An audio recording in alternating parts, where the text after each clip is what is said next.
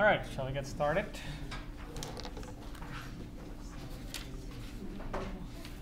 So you're not working on the PPD homework, or at least it is out. You can be working on the PPD homework. That was the last presentation that went okay.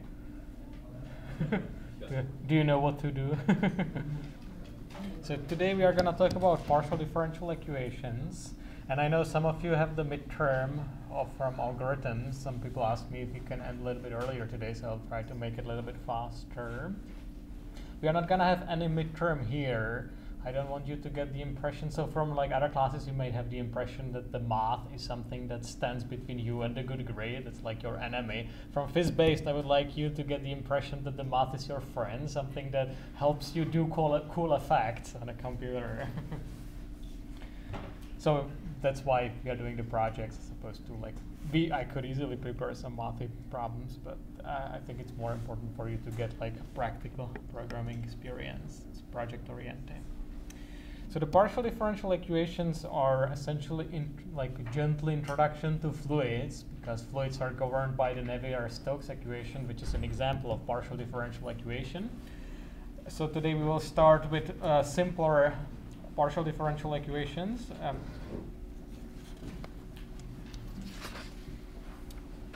Overview and basic concepts. And in particular, how do we solve them numerically? There is a big difference if you are talking to a mathematician or somebody in computing or computer scientist, because a mathematician has a very different idea of how you should be solving differential equations and partial differential equations. We will be here concerned about numerical solutions of partial differential equation, because that's what big part of physics-based animation is about. Of course, not just physics-based, right? Computing is also a lot about solving partial differential equations, but as we discussed earlier, the objectives are very different in each of these disciplines. So here is an overview. So today I will mostly talk about some very simple examples, just to give you an intuition about what it is all about.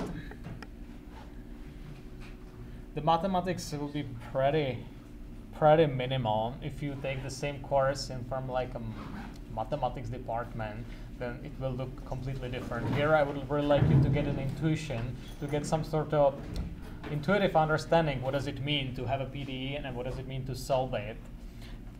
In particular, using numerical methods, because that's what some really cool applications of physics-based animation, that's what they come from.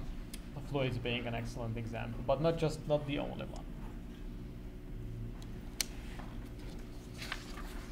So why do we bother? If that motivation was not enough, there is some more motivation.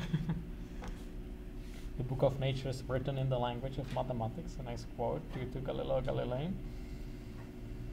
And the thing is that I think this is even more important now. I find it amazing that this stuff was done like a long time ago. And these guys could not possibly foresee the applications of PDEs and other types of mathematics, which we'll be seeing now. And I think in physics-based animation, the projects you guys will be doing, that's where it like really comes to life. You can really play with it and interact with it.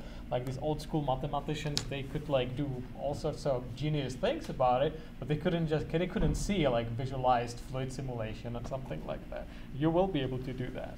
You actually will have to do that for your next homework, which is going to be fluids, but don't worry, it will take a while to get there. So PDEs rise naturally from physics laws, from conservation laws, equilibrium conditions. Also, there is a tight connection, I don't have it here, but there is a tight connection to variational calculus of variations. It's like optimization, except that you are optimizing over functions. And just like when you are doing standard calculus, when we were doing it all the time, right? I take the gradient and I set it to 0. In variational calculus, you take variational derivative and set it to 0, and what you get is again a partial differential equation. So today, again, we will really only scratch the surface. This is a very deep topic which you can be studying all your life if you want. So what is the difference between ordinary differential equation and partial differential equation? That's good to know, so you have an idea about the terminology. The difference is pretty simple. Ordinary differential equation means that we are differentiating just with respect to a single variable. So the Newton's second law, the Newton's F equals ma law, that's a typical example of ordinary differential equation, right? And that's what we discussed before. How do we solve this ODE, equations of motion, right? And that's because the unknown there is time. So we are differentiating just with respect to time. We are differentiating twice with respect to time, but that doesn't matter. It's still an ODE, or the ordinary differential equation. Now the fun with partial differential equations is that we will have multiple variables, and we'll be looking at partial derivatives. Of course, if you have multiple variables, we need to be looking at partial derivatives. So here is an example, a very famous example of a partial differential equation, by the way. So here we're looking at a two-dimensional function. So here u is a function from R2 to R. It has two variables, t and x.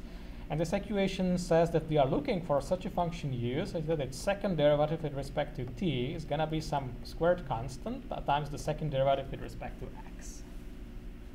Do you know what this PDE is? Have you seen it before? Huh? Wave equation, yes, exactly. We will get there when I will talk about the types of PDEs. There is like a classification of PDEs.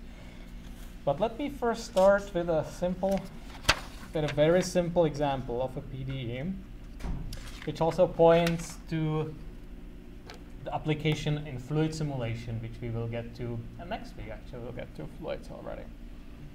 So this is 1D advection. So let's assume a very simplified weather forecast model. Let's assume, by the way, in a real weather forecast, that's where also PDEs are being used and solved, right? So, but let's just assume we have like a toy weather forecast example. Do you know what is this country, by the way? That's like a weather in a country. We will just assume it's a one-dimensional country.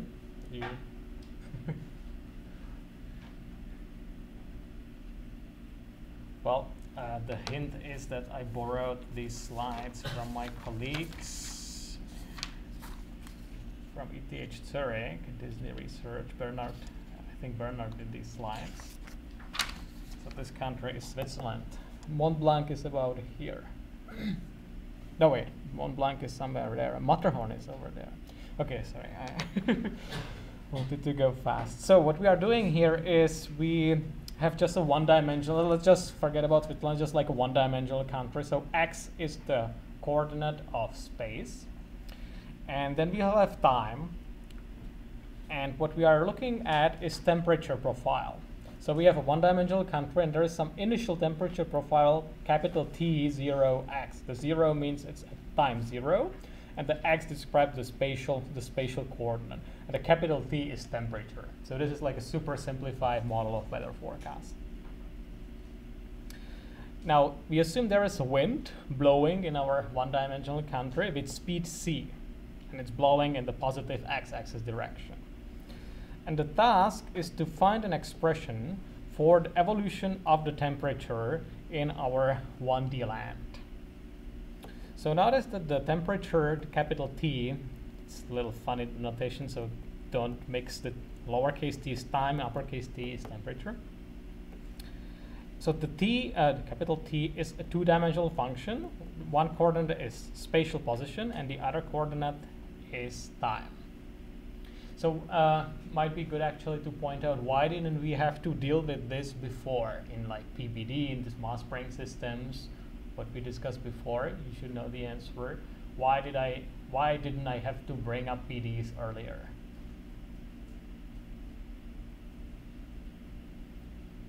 It's because if you are dealing with mass spring systems and position-based dynamics and shape matching and all these things, the space was already discretized for us, right, by the particles. They essentially already were discretizing the space. Here in PDEs, we assume continuous model of space. Here, in this case, x is modeling the space. X is my one-dimensional country here. But that's space. Unit would be meters or something like that if you really wanted to give it physical meaning. So let's take a look, how can we derive an expression for dxt, for the how do we write a partial differential equation which describes the time evolution of the temperature profile subject to wind with speed c. Okay, so that's probably the simplest example of the PDE that I can come up with, and it's not completely trivial. So let's take a look at it. So this is some state of the function. So this is the temperature profile at some given time t, and this is the x variable. So what I can write is that if I advance in time by some delta t, so if I keep the spatial locations as they are, and I advance forward in time by some small time step delta t. So that because our model, so here I build in the model, because the wind moves just by shifting the function forward in the x-axis, that's going to be equal to x minus c delta t. That simply means that this entire function is being dragged forward, right? So if I look at the graph like a little bit later, just get the same function, translate it to the right, right? That's the idea of the wind. The wind like blows the temperature profile to the right. Or wind, just translating. So this is the relationship. So in time delta t, I just get the function that was there previously in time t, but translated by c delta t. The c is the velocity of the wind. Okay. Now what I can do is invoke our favorite Taylor expansion, first order. So I will approximate. I will do a first order approximation of this, what I have on the right hand side, and what I will get is, you could tell me that, right? But in the interest of time, I will just do it myself. C delta t. So that's just a Taylor expansion, right? This is the partial derivative of the temperature profile with respect to x. This is c delta t. Now this, based on the first rule, this is equal to that, right? So that means that I can also write that tx t plus delta t is up to first order equal to that. Okay, I just plugged in the first equation.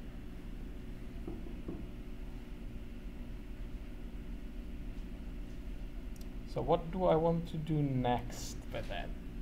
I want to do this. Make sure, I just put t plus delta t. I just put this on the other side, so I will plug this here, txt. Okay, let me do it slowly so it's clear. Minus the derivative times c delta t. Now let me divide this by delta t, and then I will get this.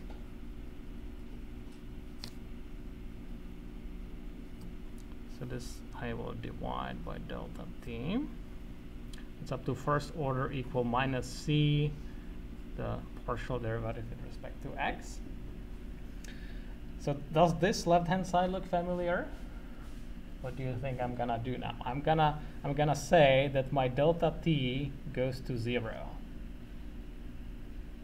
That basically this time step delta t, you know, here I said like after like a little bit of time, after like 0.00001 seconds, this is what changes. So if the delta t goes to 0, then the left hand side becomes the derivative of temperature with respect to time.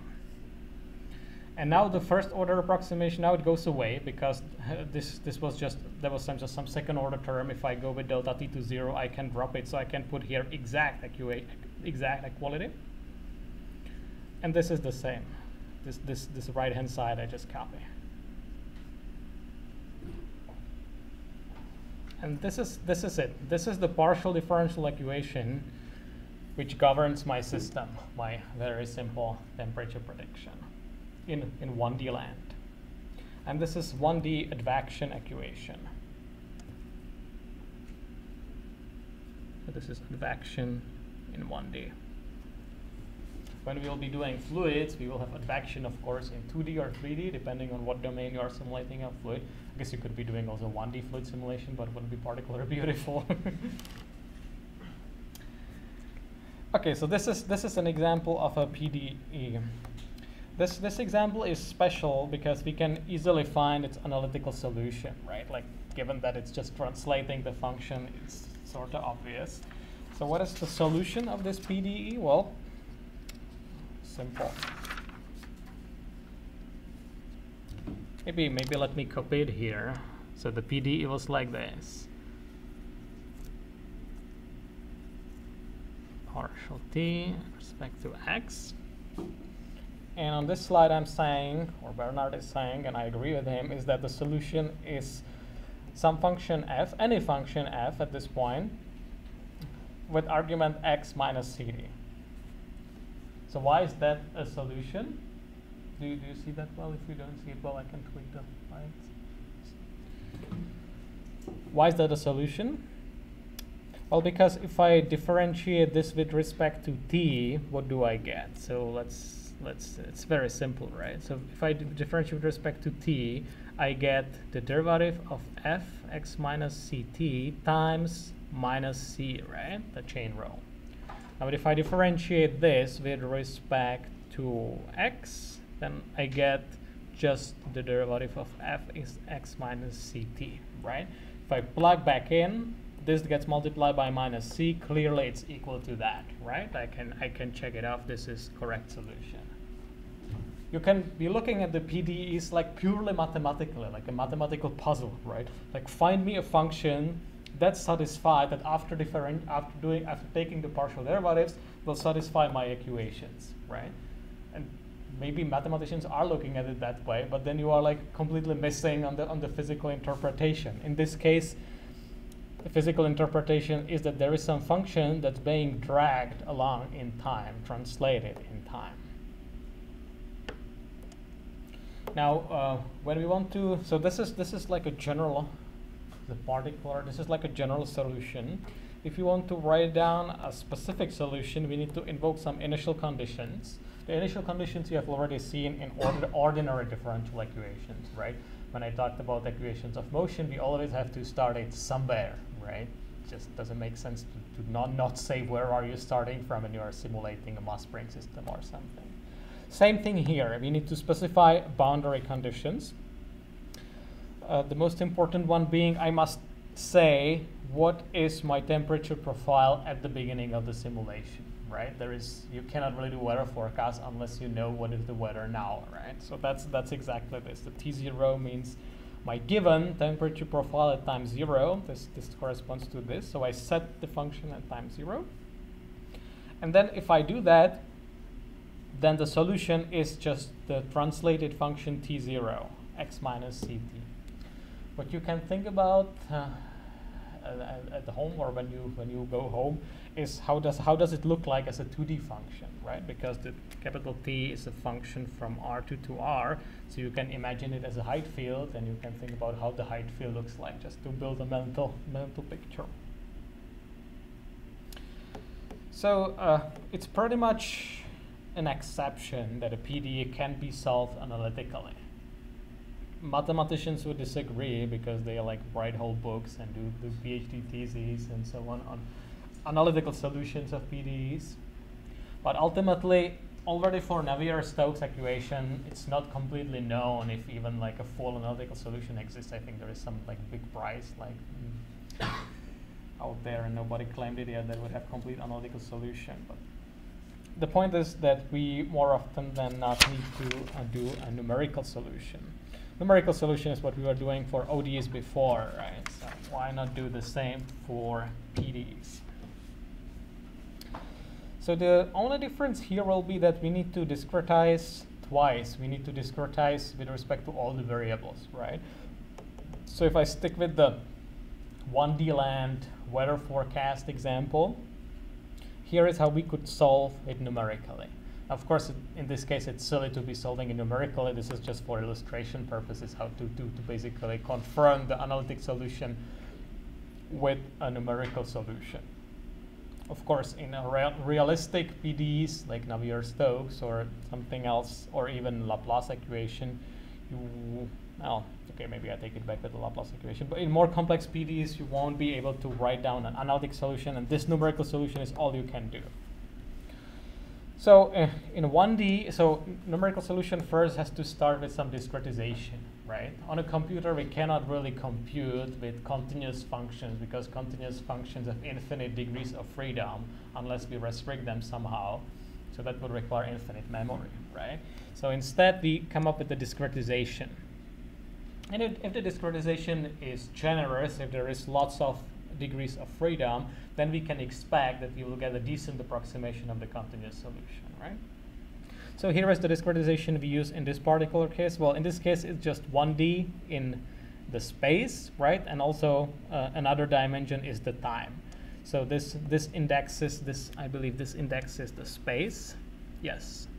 And this upper script indexes the time. So this is basically like a regular grid, right? Just you could also like draw it like this. One dimension is time, one dimension is space, right? Doesn't of course have to be square, it could be whatever. And then we, the next step is to approximate the derivatives using finite differences. It might help if you actually close the curtain over there. Oh, that didn't help a whole lot. You also block. Oh, sorry. Is that? And block. Better? Sorry about that. Yeah, I'm not looking at it, so please tell me. So what I was saying that we need to translate the derivatives into this discrete world, and the easiest way to do that is using finite differences.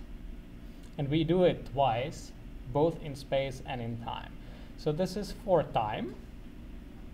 So this says that the derivative with respect to time is approximated by this expression. So basically just subtract the 2 divided by delta t, right? If you have intuition about derivative, it's completely obvious that that's what it has to be. This is the exact same idea applied to space, right? So this is the other dimension. The I indexes the spatial dimension. The t indexes the temporal dimension. And h is this step. This would be like my distance in meters between like the points where I measure the temperature in space. And now what I can do, I can write an update rule. I can just multiply this by delta t, put this on the other side, and I get this formula, which tells me if I already have the solution at previous steps, how do I get the solution at the next step? And I assume that the T0 was already given to me. That's my initial temperature profile. And this is how I compute the temperature profile at time t plus 1.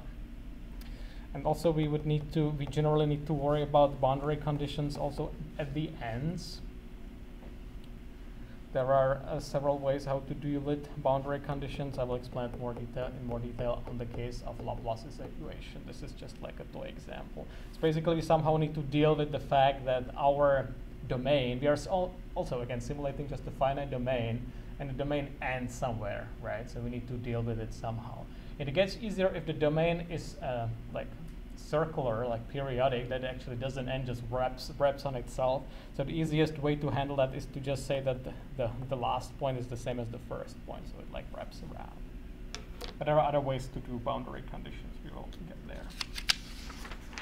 So now I would like to do classification of PDEs. There are some famous types of PDEs, and it's good to be aware of that, so you know what the buzzwords mean. Starting with a little bit of notation.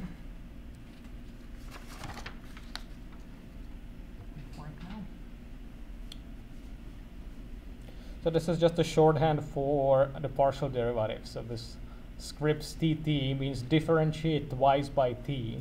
If I write u x y, then this means that the function that u is a function of at least x and y, maybe some other variables too, and that means that this is a mixed partial derivative with respect to x and y, right? And you know that under some wild conditions, it doesn't matter if I first differentiate by x and then by y, or the other way around.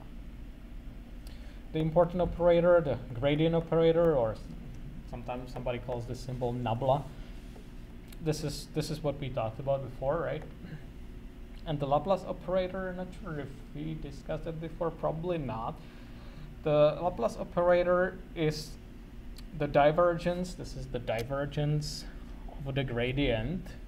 Don't worry, we will look into that more when we'll be doing fluids, because there it's quite important. And in an Euclidean space, it's just the sum of second partial derivatives. Laplace operator. Very important operator, and it has very cool applications in graphics, so I'll show you in a second.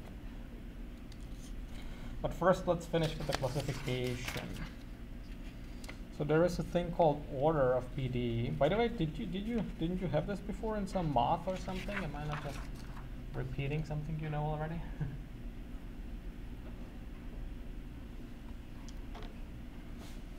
Anyway, order of PDE is the order of the highest partial derivative. Particularly important are second order PDEs, because for some magical reason the nature seems to be fairly second order. I'm always amazed that like the Newton's laws of motions are exactly second order. Why not third, right? I don't know. Do you? Or an important distinction is between linear and nonlinear PDEs. So the PDEs we were dealing with before, like the 1D advection equation, that's an example of a linear PDE. Here is an example of a nonlinear PDE, Borger's equation. And it becomes nonlinear because here we are multiplying the partial with respect to x with the function itself. Now don't get confused that if the coefficients are some nonlinear functions, that doesn't mean that the PDE would be nonlinear. Those are really just coefficients, right? In PDEs we are solving for functions, so the coefficients can be functions as well. If the coefficients are nonlinear functions, that doesn't matter. What matters there is how the unknown function appears there. If it appears there only linearly, or if I multiply it with itself or with its partial derivatives or its partial derivatives together, then it becomes nonlinear. I think we will not be dealing with nonlinear PDEs much. The most important ones, at least in physics-based simulation, are second-order linear PDEs.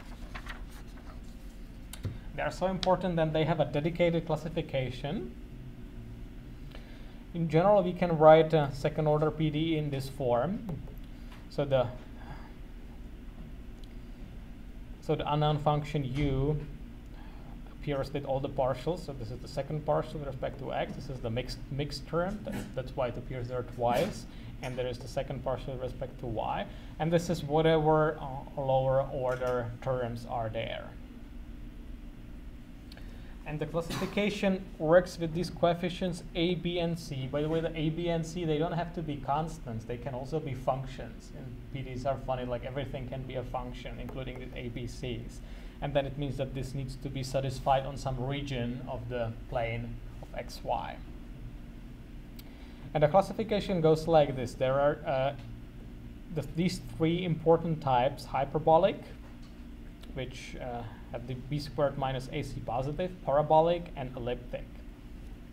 And I will go through them one by one and tell you what do they basically mean, at least on a higher level. So first of all, why is it called hyperbolic, parabolic, and elliptic? That's because there is a relationship to conic sections. So do you remember what are conic sections? If I take an implicit cone, this is implicit cone, right? You can see this is a cone. This is plane, obviously. If I intersect the two, I get an equation of what is called a conic section. It's just a general quadratic equation where the a, b, c, d, e, f are the parameters. I can nicely write it in matrix notation where I have this matrix A, B, B, C. And this matrix essentially determines which of these types is it going to be, how the plane is going to cut my cone. So if it's cutting it like this, it's a parabola, and we can detect it. By the way, this you can also notice that this is basically the negative determinant of this matrix. If it's a parabola, it cuts just one of the slices like this. If it's ellipsoid, and ellipsoid is special type of ellipsoid is of course a circle, then it means that it's cutting it like this. And a hyperbola has these two pieces or something like that. So those are conic sections, and it relates to the classification of PDEs. So the hyperbolic ones look like this. A prototype of a hyperbolic PDE is the wave equation. That's what I showed on the first slide. And the wave equation is sort of cool. In general, they describe some time-dependent problems. Like if you can think about a wave equation, imagine like a rope, which is fixed at one end, and you like send a wave through the rope.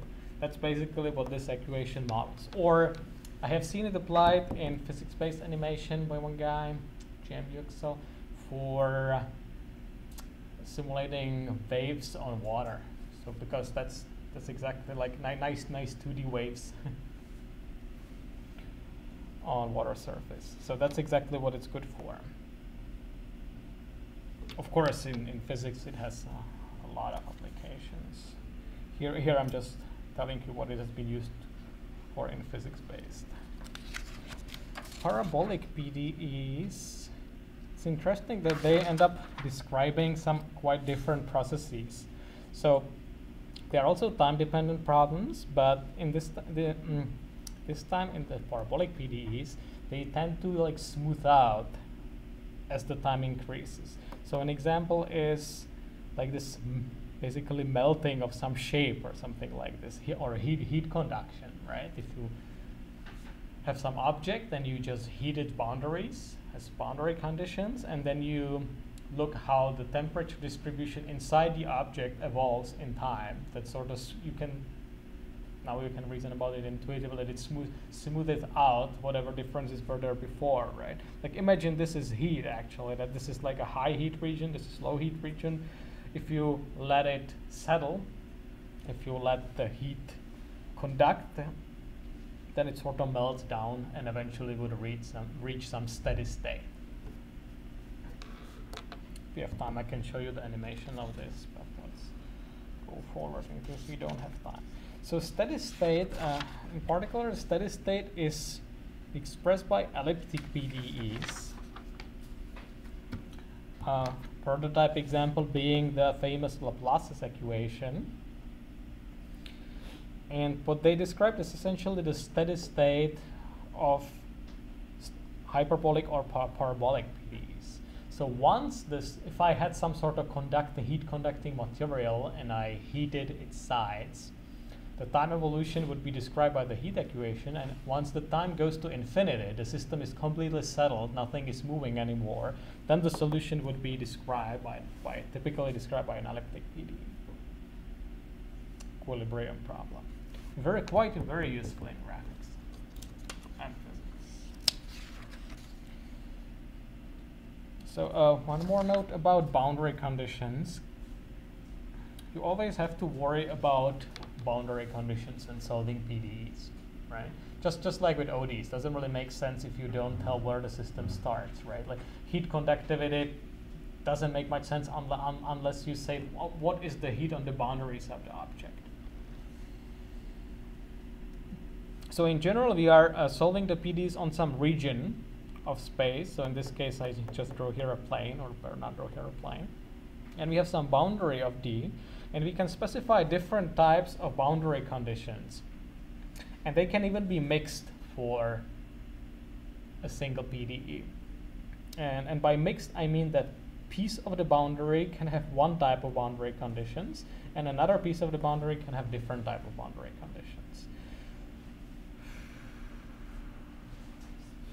So the most important types are Dirichlet boundary conditions. Just remember the buzzword Dirichlet, because it means something extremely simple. It simply means that at this piece of the boundary where the Dirichlet boundary conditions apply, I directly prescribe the value of the function there. So that means I just give a function that's my input that tells me what it is there. Done. That's the boundary condition there.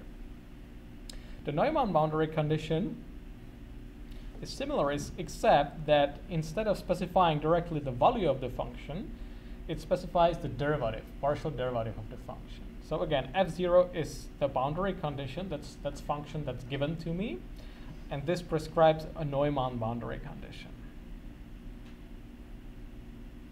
There you can also have some mixed types. There are like Robin and Cauchy. You can blend them together. You can do all sorts of interesting things, but those are the basic boundary conditions. All right, let's go forward so we can get it done in time.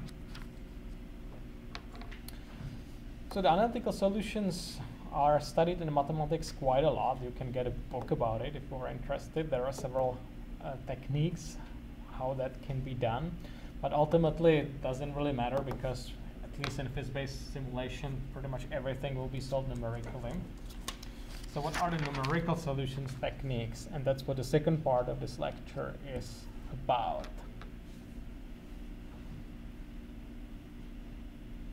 So of course, first we have to discretize it somehow.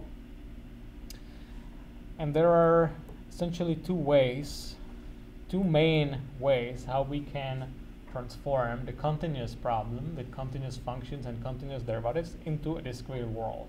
The one is the method of finite differences. That's what I've already shown you on the 1D advection example. When you just discretize it and then say, okay, let's approximate the derivatives using these discrete expressions. That typically leads to some system of linear equations which you then solve. Now, finite elements, they also end up with a system of linear equations, but there is a different way how they get there. And I will better say it in the second part rather than just glossing over it here. So here is the second part. And the second part is about numerical solution on the important example of Poisson's equation. We will do actually just 1D example because there it's all nice and clear, and we will compare the finite differences to finite elements. Poisson's equation is really starts being interesting in 2D and 3D and higher dimensions. I mean, it's not unreasonable in 1D either, but it's most interesting in 2D. So the Poisson's equation says it's a partial differential equation, which says that the minus Laplacian of my function u, which I'm solving for, is some right-hand side function f. So the f is a function I am given. I'm told what the f is, and u is my unknown function. If this f happens to be 0, just constant 0, this is called the Laplace equation. If the f is non-zero, it's called general Poisson equation. And this Laplace operator, this delta symbol here, that's, as I said before, it's the sum of second derivatives. So just like this. So here is an example. So if I have a function like this, what is this example? If I have this f, this right-hand side, then the solution would be this. Because if I take the second partial with respect to x and sum it with the second partial with respect to y, I get exactly this. By the way, the functions which satisfy the Laplace equation are called harmonic functions. And sometimes in graphics, this would be called harmonic interpolation or membrane interpolation. That leads me nicely to the next slide. That's because of the intuitive understanding of what does it mean to solve Poisson's equation. So let me give you the intuition. By computing the Laplacian of the function, you are essentially estimating the curvature of the function. If it's a 2D function, the u is a 2D function, right? And I can look at it as a height field, right? The height field could be nice, well behaved, could be smooth, could be even flat, could be just constant, right? Or it can be some sort of crazy oscillating function, right? It can be any function. The Laplace operator is essentially computing the curvature. So if it's something that's like this, that will be high curvature. If it's something that's sort of like smooth and relaxed, there will be low curvature. And if I say that this f is 0, then it basically means that the function needs to be locally linear. it's not true. But certainly wants to have small curvature. It's harmonic. So here is an example.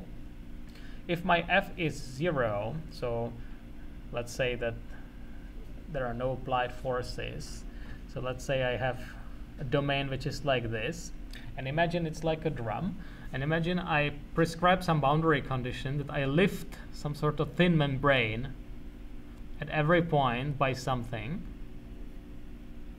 So imagine there is some thin membrane living here, and I lift it at every point on the circle to some height. The height will be different.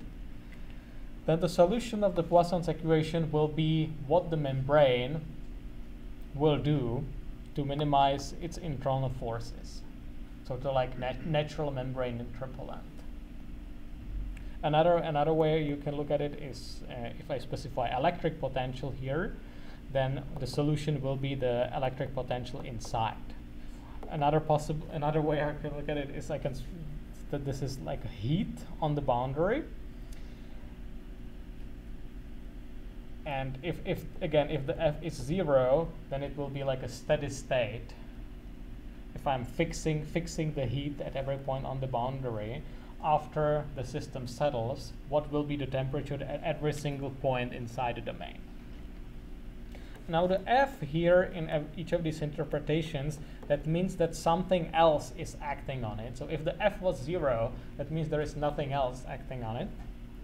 If the f here in the thin membrane was non-zero, that sort of means some forces acting on my thin membrane, on my drum membrane. If the f is non-zero here, that means there is some heat coming to the inside, not just on the boundary. Okay?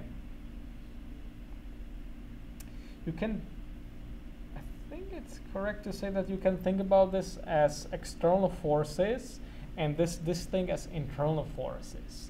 So you can sort of relate it to what we are doing in mass spring systems, right? That this thing was some sort of internal behavior of the system, like internal forces, and this thing is some external forces which are acting on it from the outside. Okay, let's take a look at the finite difference solution now. The finite difference solution is not particularly difficult. Similar to the 1D advection case, which I was talking about in part 1. So here I'm looking at 1D Poisson equation. 1D is sort of trivial because you can probably tell me the solution, right? If I have 1D Poisson, or let's say I have 1D Laplace. 1D Laplace equation is trivial.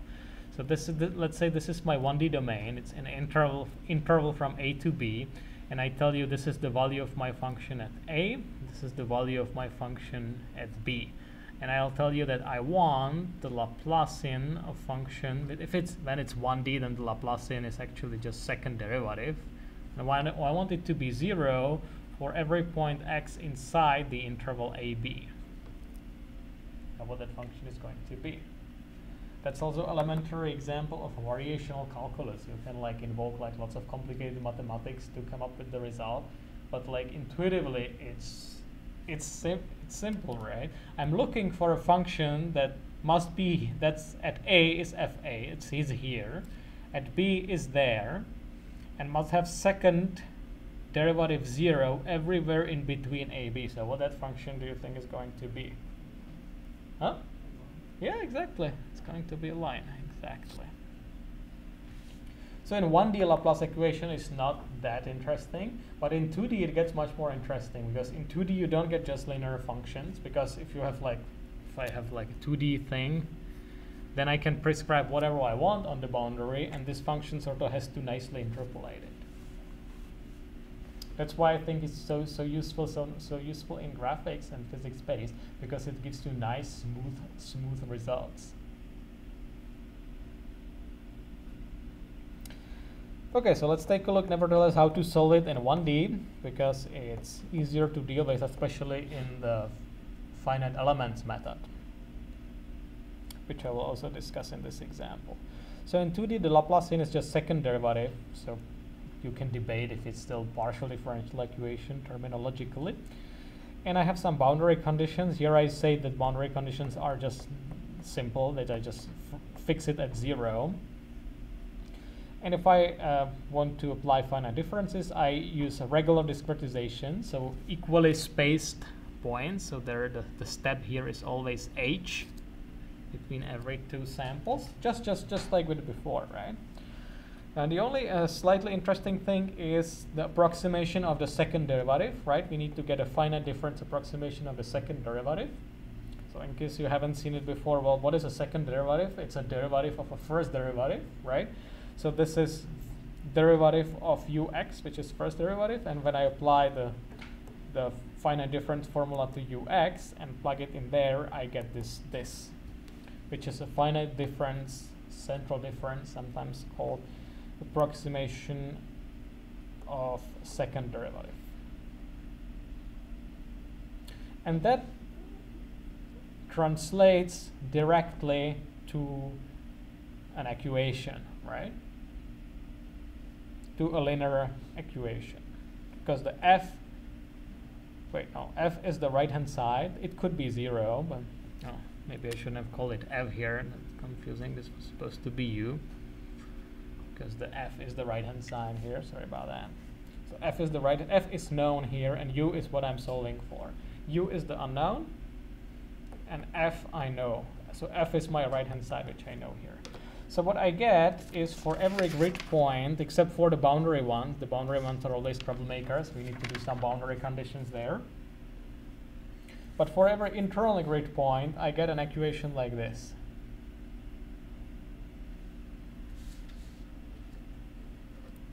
And I can put all these equations together. If I put them together, I get a nice matrix. This is an example of a Laplacian matrix. And the f appears on the right-hand side. So the f is known, so the right-hand side is known. The system is just the second derivative stencil. You can see there the second derivative stencil here, just being translated, right? The next row would be 1 minus 2, 1, and so on, right? Just translated. So ultimately what we are left with is solving a linear system, just like when we were dealing before with Newton's method. And we can solve it using any method for solving linear system. Conjugate gradients, we can use direct solver, Cholesky factorization. I think we discussed that before. And if you wanted to do the same thing in 2D, it would not be much more difficult, except that we would have to do the partial derivatives with respect to x and y, right? So here we only had to worry about one spatial dimension. In the 2D case, we have two spatial dimensions. So we would have the I for the x coordinate and j for the y coordinate. So this is what would be the 2D finite difference approximation of the Laplacian. And the stencil would be naturally like this. It would look like 1 minus 4, 1, 1, 1. Now in the matrix it would look a little bit differently because you need to arrange it in a matrix, but that's just technical matter. So these are finite differences, or the properties of finite differences. They are simple, right? All you need to do is to formulate the finite difference approximations of the partial derivatives. The disadvantages are that you need a regular grid. In 1D it's not a problem. In 2D or even 3D it sometimes is a problem, right? You can certainly do voxelization in 2D or 3D. You can just do regular grid in 2D or 3D. But if you are dealing with some meshes, like if you are dealing with a mesh like a hand, which I had to deal with some before, if you have things like this, then good luck with voxels, right? So that's where finite differences are not ideal if you need to deal with domains like this. Also, if you want to use higher derivatives, then the stencils get larger. That's not a big problem, I think. There's an alternative approach, finite elements, which is what we are going to look at right now. Finite elements is also nicely related to variational calculus. So there are several steps. We will first look at so-called weak form of the problem. So here's an interesting idea. So we are again solving the 1D Poisson equation, and this time I want to solve it with the finite element method. I have these homogeneous boundary conditions there. So let's assume I have found a solution, that I have some u that solves this. Well, if the u solves this, that it certainly will be also true after I integrate the whole thing over omega, right? And also, this will also be true if I take an arbitrary function v, I multiply the left and right hand sides with the v, so this is what I did here, and integrate over omega as before. Still must be true, right? If this thing is the same as this thing, well, then this might be true. This must be true as well.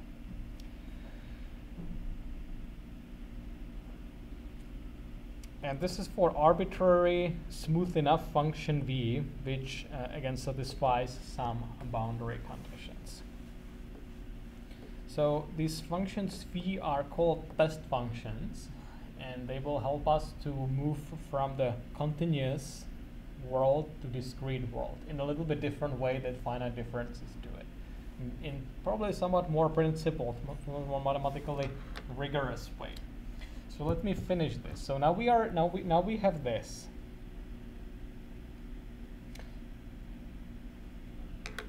What we can do is apply integration by parts, integration per part s.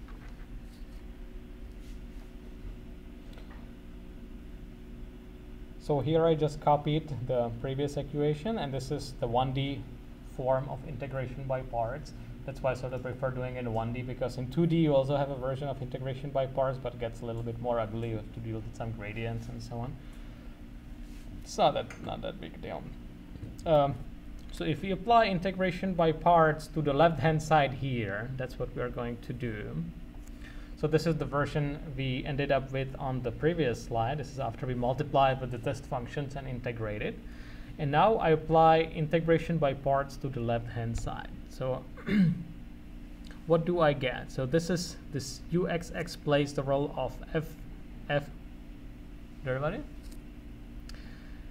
And what do I get? I switch the sign. So this is, let's try to digest these equations. When it's already written there, I would tend to go over it quickly, but let's try not to go so quickly. So here the f is ux, right? And the g is v. So this one is the fg prime, so I put it on the other side. Then this f times g appears here. That's my uxv in from 0 to 1. And this f times v came from where? Oh, that's the right-hand side. It just stays there. Now we on purpose chose these boundary conditions that v at 0 and 1, that's our domain. The omega goes from 0 to 1. That's just my interval going from 0 to 1 to make things simple. But if I assume that the v is 0 there, then this term falls out. This just disappears because the v is 0 both at 0 and 1, so there is nothing there. And I obtain just this. That's the weak form of the PDE. And you can notice that the order of highest derivative decreased by 1, right? We started with the uxx, was a second order partial differential equation, and now we are dealing with an equation that only has first order derivatives. So that's also why it's called a weak form, because it needs weaker continuity requirements on the unknown function u, because here I'm differentiating only once the u. That's thanks to the integration by parts. And there are some results in mathematics that say that under some conditions, the weak and strong forms, so the strong form being the previous full form, are equivalent. Now the mathematics here does not concern us as much as the numerics, because this is basically a recipe for discretization. So let me explain that a little bit better. So let's compare first the strong and weak form. The strong form is what naturally translates into finite difference discretization. It requires the solution to be twice differentiable, because here I have second derivative. The weak form requires you to be only once differentiable, and the solution involves finding u such that this is satisfied for all test functions v. Now I yet have to define what the test functions v are, right? And that's actually that's the key to obtaining a finite element discretization, because the trick will be to say that the v's are not arbitrary continuous functions, but they are continuous functions coming from some finite dimension function space. So this is an idea which had these two guys, Ritz and Galerkin. So that's what we are gonna look into next. So we have dealt with the weak formulation, and now we will move into the Ritz-Galerkin approach.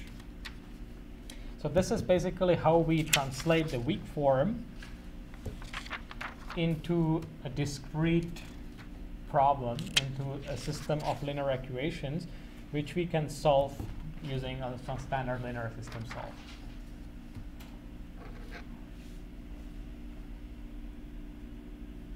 So as I said before the u and f, we were just assuming that they are just continuous functions. And the idea of these gentlemen, Ritz and Galerkin, was that we restrict them to a finite dimension function subspace. Both the u, then we have to restrict their everything. We have to restrict their the solution. That's why our solution will not be exact, but will just be an approximation, depending on how many degrees of freedom we give it. Of course, we have to restrict the right-hand side to the same space, and we also restrict the test functions v to the same subspace. So what do I mean by this finite dimension function subspaces? It sounds like a little bit funny, but the idea is pretty simple, actually. So let's assume I have some interval. Again, we are just in 1D for the sake of simplicity. And I am dealing with continuous functions on that interval, right? And I cannot be dealing with all continuous functions on that interval because there's just infinitely many of them. But what I can do is that I can sample the interval at some points called nodes. And I can define a shape function associated with each node. So in this case, this shape function ni associated with node number I with value xi at position xi is this. So the shape function starts at 0, then goes to 1 here, and then goes to 0 at the next node. Here would be some node xi plus 1, which would again have a shape function that would look like this. Here would be another one, xi plus 2, which would have a shape function that would look like this. So this would be ni plus 1, this would be ni plus 2, you get the idea. So for every node, so the nodes are my discretization, right? The same thing as for particles in mass spring system, that's the nodes. Those are my discrete variables there. Every node has a position in space, so if you are in 1D, it has a xi position, and it has a coefficient, that's the actual degree of freedom there. That's the actual value of the function there. So those are the ui's. This is my ui, here would be ui plus 1, here would be ui plus 2, and so on. So these shape functions, they can also be called basis functions because they constitute the basis of the finite dimension function space I was talking about. So what this means is that instead of considering all continuous functions or all smooth functions on the interval, I will only consider functions that can be written as a linear combination of these basis or shape functions n. So that's these. I will only consider solutions that have this form. that's the main idea of the Ritz-Galerkin approach, which is how finite elements work. So once we have done that, then the rest is essentially just, that was the idea. The rest is just putting in equations. So the first thing is that to compute derivative of this function, that just means differentiating the shape functions. So that's simple, right? Because it's just a linear combination. So the only continuous functions there are the shape functions. You know what? Let me go a little bit faster here because this is mostly mechanical. If I should end just on time but earlier, as I promised. So this is so we plug this expression. So this is the ux, which we plug into the weak formulation. We do exactly the same expression for v. So that would be the same thing, just with v instead of u. As I said, both u and v, they only live in this restricted finite dimension function space. I must do the same thing also with f. The f is also restricted to this. Then there's just rearranging the equation. Oh, this is not rearranging, this is just copying the equation from the previous slide. And because everything is linear here, because integral is linear, the sum is linear, I can pull the vi out of it, out of the sum. And then I can say that for this to be 0, because the vi's are arbitrary, those are the degrees of freedom of my test functions, that's only possible if this whole thing will be 0. So this is equivalent for arbitrary v's to this requirement. And this is essentially the finite element discretization in 1D, but in multiple dimensions it looks pretty similar. So what we end up with after doing all this finite element business is a system of n linear equations with n unknowns. The unknowns are these u's, and these equations are again for every degree of freedom. So we can again stack them in a system like this. The f is the known right hand side, that's the integral of my function dot producted, or no, integral of f times the shape function, or the dot product of f and the shape function. The k, sometimes called the stiffness matrix, is the dot product of the two shape functions, of the gradients of the two shape functions.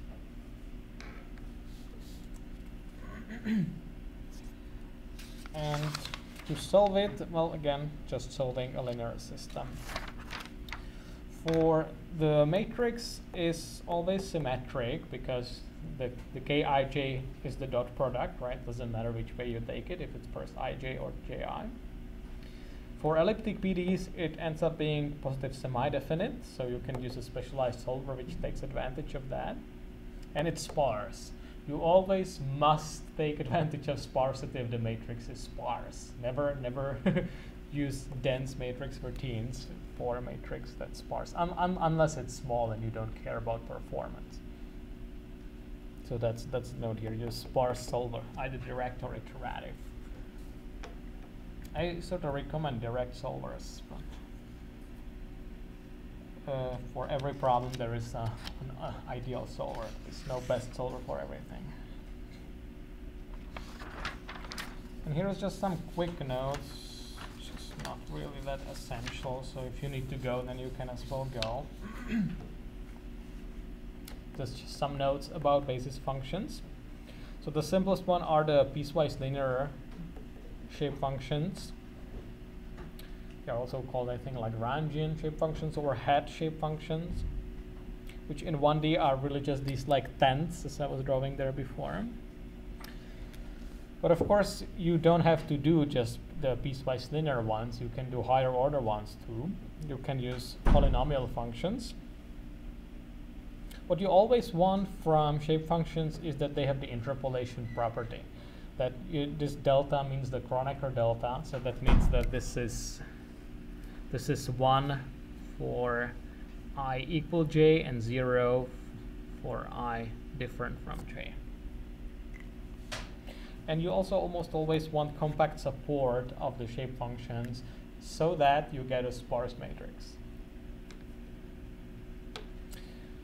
Usually, in most cases in graphics, you just get away with the piecewise linear shape functions. Rarely you have to go to higher order. But it's interesting that it's possible with finite elements. Now this was done just in 1D, but the same machinery works in arbitrary dimensions. So instead of looking at linear as just 1D simplices, you can look at 2D simplices, aka triangles, or 3D simplices, or aka tetrahedra. The finite elements are defined by their geometry. So where in space are these points x, and by the shape functions which are associated with these individual nodes.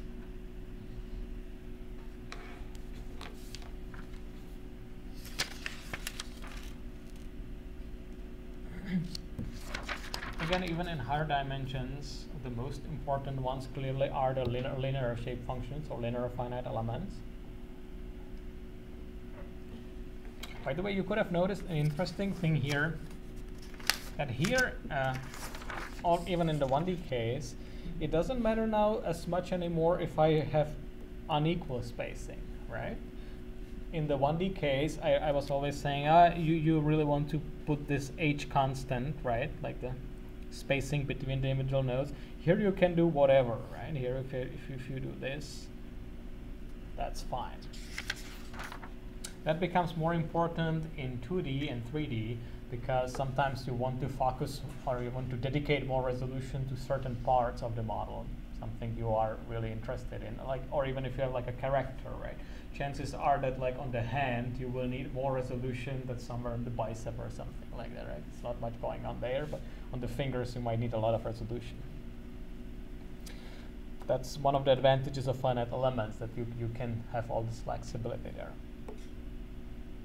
So for 1D simplices, the shape functions are obvious.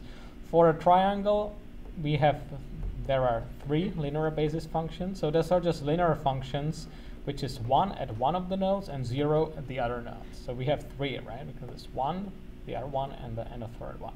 If you sum all of them together, you just get a constant flat 1.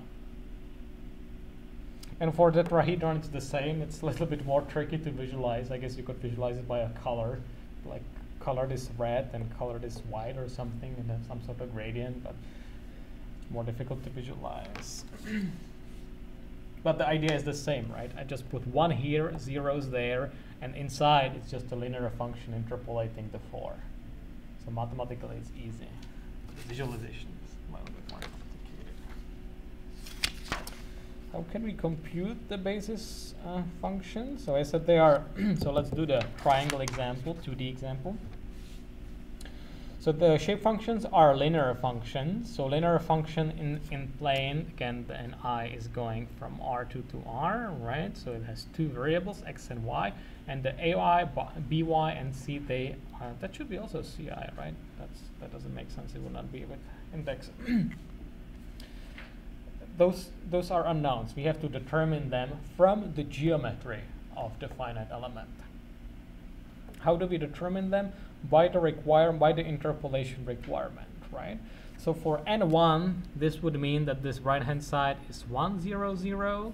For n2 would be 0, 1, 0. For n3 would be 0, 0, 1. And how do I solve for it? I set up the system and invert the matrix, and I get the ABC. So those are the coordinates of where my triangle is, and this is how I compute what the values are.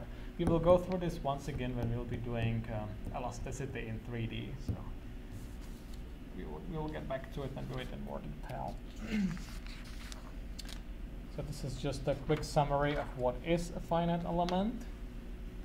It consists of like a piece of the domain. It's associated with some set of basis functions. It could be in general more than D if you have like a higher order element, and the nodal variables. And how do you get it in practice? I'm almost done, so yeah, if you need to go, then just go. I'm anyway recording and I'll post it on YouTube as usual. The last thing I want to say is how do you actually generate the finite elements in practice? That's a problem called tessellation. In 2D, there are very good techniques based on 2D Delaunay triangulation. There's a tool called Triangle by Jonathan Shuchek, which is very, very good, very robust. In 3D, it's a little bit more complicated because it has lots of requirements on the quality of the input. So to create a tetrahedral mesh, it's a little bit more of a headache. Nevertheless, it is possible after some tweaking and a little bit of tuning and whatnot. Here are some more references if you are interested in some reading on PDEs and finite differences. There's a lot of cool mathematics and numerics. Has been studied for many decades. It's very important, not just in physics space. Yeah, again, I thank my Swiss colleagues for preparing these materials. Any questions? If not, I will finish earlier as I promised. But we can also use, if you don't have to go anywhere, we can use it for some questions. I'll stop it here so you're not on